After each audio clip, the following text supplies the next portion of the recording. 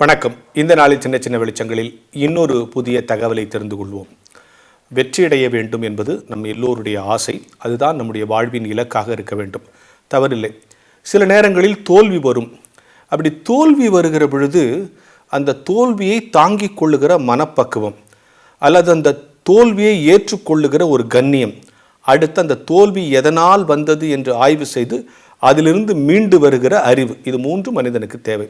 ஆனால் பெரும்பாலான நேரங்களில் தோல்வி வந்த பிறகு அவ்வளோதான், இனிமேல் நம்ம ஒன்றும் இல்லை அப்படின்னு தான் பிள்ளைகள் நினைக்கிறாங்க. நினைக்க ஒரு சின்ன தோல்வி தாங்க முடியாத ஒரு தலைமுறையை இப்பொழுது நம்ம பார்க்குறோம். சின்ன விஷயம் நடக்கலைங்கிறதுக்காக உயிரையே மாய்த்து கொள்ளுகிற சில விஷயங்களையெல்லாம் நம்ம கேள்விப்படுறோம். எனவே தோல்விகளை தாங்குகிற மனப்பக்குவம், வெற்றி அடைவது என்பது வேறு, தோல்வியை தாங்கிக் கொள்ளுகிற மனப்பக்குவம் இன்னும் அடுத்த ஸ்டேஜ், தோல்வியிலிருந்து புதிய விஷயங்களை கற்றுக்கொள்ளுகிற மனப்பக்குவத்துக்கு நம்ம வர வேண்டும். அப்துல் கலாம் கூட தோற்று போனார். நான் ஏன் அப்துல் கலாம் கூட தோற்று போனான்னு சொன்னால், நம்ம எல்லா வெற்றிக்கும், எல்லா வளர்ச்சிக்கும், எல்லா சாதனைக்கும் அப்துல் கலாம் தானே சமீப காலங்களில் நாம் உதாரணம் காட்டிட்டு இருக்கோம். அந்த அப்துல் கலாமுக்கும் தோல்வி வந்தது. அவர் ஒரு பைலட் ஆகணும்னு ஆசைப்பட்டார். ஆனால் அவர் செலக்ட் ஆகலை. தெரியுமா உங்களுக்கு? ஒரு 25 பேர் விண்ணப்பிச்சாங்க. அதில் 12 பேரை செலக்ட் பண்ணாங்க. இவர் பேர் 13 வந்துச்சு. இவர் செலக்ட் ஆகலை, பைலட் ஆகலைன்னு செலக்ட் பண்ணல. அவர் ரொம்ப உடஞ்சி போயிட்டார். ஆனால் உங்களுக்கு என்ன நடந்துச்சு தெரியும் இல்லையா? ஒரு பைலட் ஆக முடியாதவர் தான் பிற்காலத்தில் முப்படைகளுக்கும் தளபதி ஆகிட்டார் இல்லையா? அப்படி பைலட் ஆக முடியலன்னா அவரும் இதே மாதிரி ஃபீல் பண்ணாராம். என்னடா இவ்வளோ கஷ்டப்பட்டு நம்ம குடும்பத்தில் படிக்க வச்சாங்க, இவ்வளோ வறுமையில் நம்மளை படிக்க வச்சாங்க, நம்ம சகோதரிகள் நகையெல்லாம் விற்று நம்மளை படிக்க வச்சாங்க, நம்ம இந்த ஒரு பைலட்டாக ஆக முடியலையேன்னு தன் உயிரை மாய்த்து கொள்ளலாம்ங்கிற அளவுக்கு போயிட்டாராம்.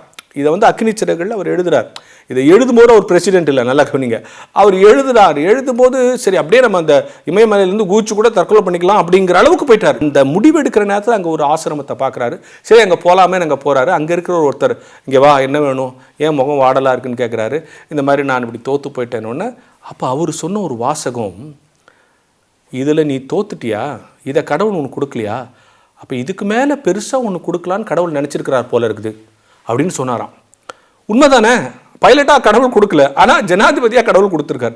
சில நேரங்களில் நம்ம இது வேணும் அது வேணும் கிடைக்கலன்னும் போது நம்ம ரொம்ப வேதனைப்படுவோம். அப்போ கடவுள் மேலே சிரிப்பார், அட பாவி, எவ்வளோ பெரிய விஷயம் உனக்கு வச்சிருக்கிறேன், நீ இது கிடைக்கலையான்னு அழுவுறேன். நான் அந்த மாதிரிலாம் நிறைய அழுதுருக்கேன். ஐயோ இந்து எனக்கு கிடைக்கலையான்னுப்பேன். அப்போல்லாம் கடவுள் சிரிச்சிருப்பார்ல, அருள் பிரகாஷ் உனக்கு இதுக்கு மேலே ஒன்று வச்சிருக்கேன், நீ இதுக்கு போய் அழுவுறியன்னு எழுதுப்பார். அப்படி உங்கள் ஒவ்வொருடைய வாழ்க்கையிலும் ஒரு சின்ன விஷயம் நடக்கலை நீங்கள் வருத்தப்படும் போதெல்லாம் கடவுள் மேலேருந்து சிரிப்பார்.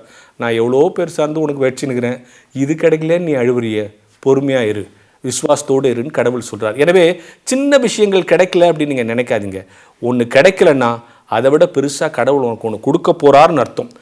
அதை நோக்கி நாம் பயணிக்க வேண்டும். இதை ஏன் கொடுக்கல, இதை ஏன் எனக்கு கொடுக்கல, இதை கொடுக்கலையேன்னு இதிலேயே தேங்கி நின்றுட்டோம்னா நம்முடைய வளர்ச்சி, நம்முடைய ஆளுமை, நம்மளுடைய திறமை எல்லாம் நமக்கே தெரியாமல் போயிடும்.